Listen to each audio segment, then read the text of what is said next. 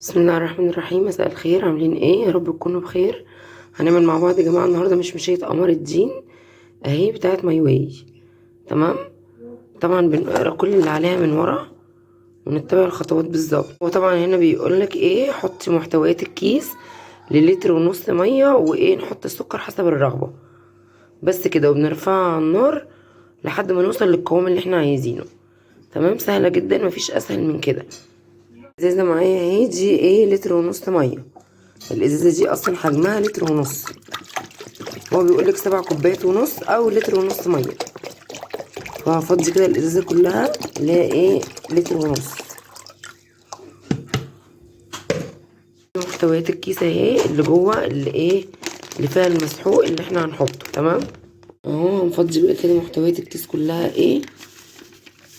تمام وايه، ونحط السكر بتاعنا حسب برضو ايه اللي احنا عايزينه. حطيتها بقى ايه اهو، انا بدوب فيها في المسحوق بتاعها مع السكر.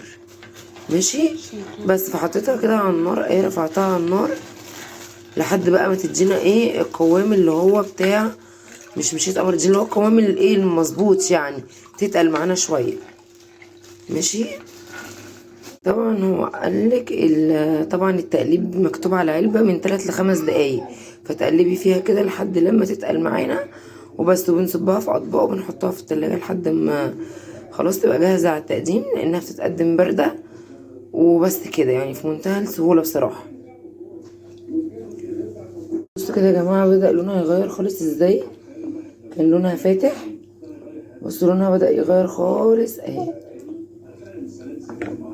بصوا يا جماعه كده اهي، بص بقى يعني اتغيرت خالص غير ما كنت حطاها. القوام بتاعها تقل، وكمان خلاص اهو بصوا بقت ايه اهي، يعني كأن عاملينها بالظبط القمر الدين، اللي هو ايه اللفه بتاعت قمر الدين اللي بنعملها العاديه. تمام. وكده اهي بتغلي اهي اهو. وده ايه قوامها كده حلو جدا، لان انتوا عارفين الحاجات دي كده كده بتتقل اهي، لما بتتصب وتتصفى اطباق بتتقل، فكده حلو قوي. ادي القوام بتاعها اهو. ماشي يا جماعه اهو، هحط بقى كده اصبه في الاطباق.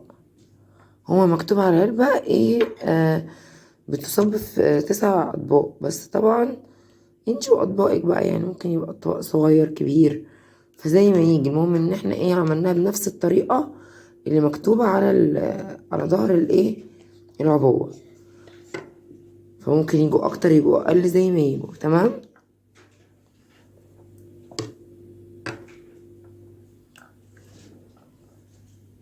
صبيتهم كده اهو يا جماعه، طلعوا ايه 6 كاسات من دول. تمام، انا كده ايه صبيتهم في 6 اطباق من دول اهو، وايه و2 من دول الصغيرين دول، الاتنين دول نفس حجم واحد من ده، يعني يعتبر طلعوا معايا كده 7. فانا بقول لكم كل واحد حسب الايه الاطباق اللي عنده، وممكن اطباقك اصغر يطلع اكتر، ممكن الاطباق اكبر يطلع ايه اقل. تمام. طبعا هنحطهم بقى من فوق المكسرات اللي انت عايزاها، او تاكليها ساده زي ما كده. فكده اللي عايز يقدمها بقى ايه بتتقدم بقى كده، او بتحط لها مثلا اي حاجه انت بتحبيها. طبعا الحاجات دي حسب الرغبه، ممكن ساده او ممكن مثلا تحط لها مكسرات.